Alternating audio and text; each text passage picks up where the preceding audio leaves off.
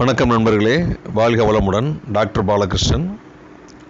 ஜோதிடத்தில் 6, 8, 12 இந்த இடங்களில் மறைவு ஸ்தானம்னு சொல்லுவாங்க. சில நன்மையும் இருக்குது, தீமையும் இருக்குங்க. 6ஆம் இடத்துல அதிக பாயிண்ட் இருந்ததுன்னா நல்ல வேலை கிடைக்கும். யார் கேட்டாலும் பணம் கொடுப்பாங்க, கடன் கொடுப்பாங்க, நல்ல சம்பளம் கிடைக்கும், இன்சென்டிவ் கிடைக்கும், உயர்ந்த பதவி கிடைக்கும், வம்பு வழக்கு எதிரிகளும் வருவாங்க. இந்த மாதிரி நிறைய விஷயங்கள் இருக்குங்க.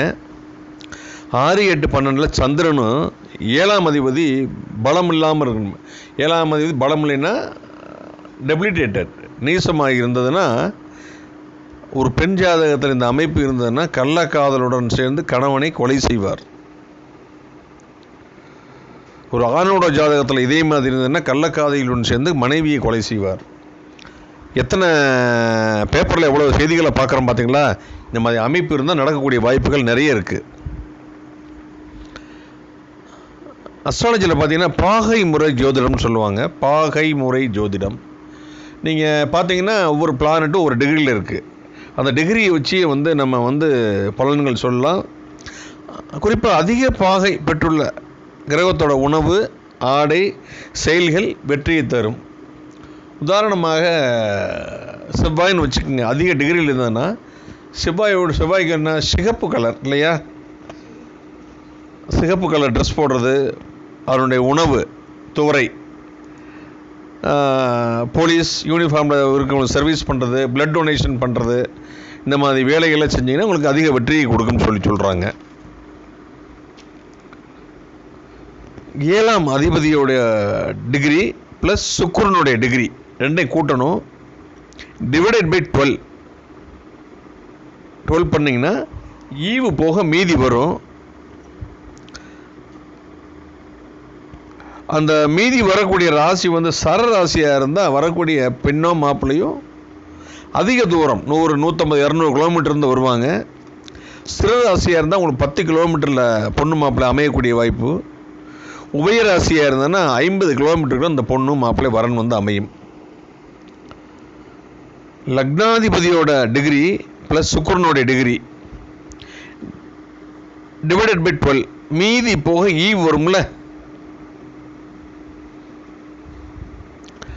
அந்த மீதி வரக்கூடிய ராசி சந்திரனுடைய ராசியானால் திருமண வாழ்க்கை மகிழ்ச்சிகரமாக இருக்குன்னு சொல்கிறாங்க. லக்னாதிபதியோட டிகிரி ப்ளஸ்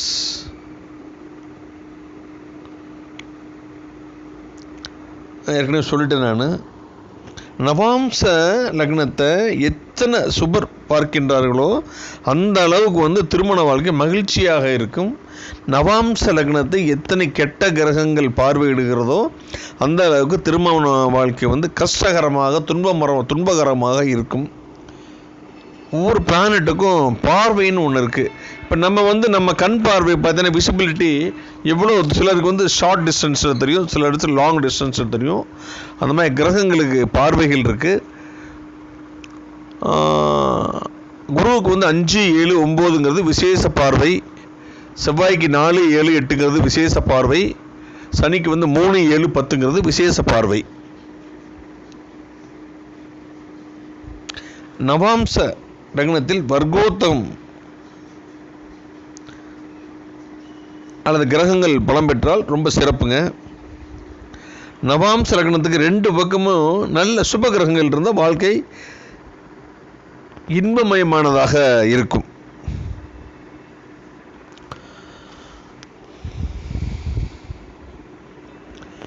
இப்போ ஒருத்தருக்கு 50 வயசு முடிஞ்சதுன்னா முடிஞ்ச உடனே இந்த 50வது வயசு உதாரணமாக இன்னைக்கு வச்சுக்கோங்க. 50 வயசு முடிஞ்சிருச்சு, 51வது வயசு எனக்கு இன்னைக்கு ஆரம்பமாகுது அப்படின்னா அப்போ என்ன, இன்னைக்கு என்ன 17/11/2024 எத்தனை மணி? ஏற்கனவே அந்த பிறந்த டைம் இருக்குல்ல 11:59 PM அந்த டைமுக்கு ஒரு ஹாரோஸ்கோப் எழுதணும். இது ப்ரோக்ளைவ்னு சொல்லுவாங்க, ப்ரோக்ளைவ் ஜாதகம்னு சொல்லுவாங்க. இதையும் எழுதி வச்சு பார்க்குறது ரொம்ப சிறப்பு. மீண்டும் ஒரு நல்ல பதிவில் நான் உங்களை சந்திக்கிறேன். நன்றி, வணக்கம்.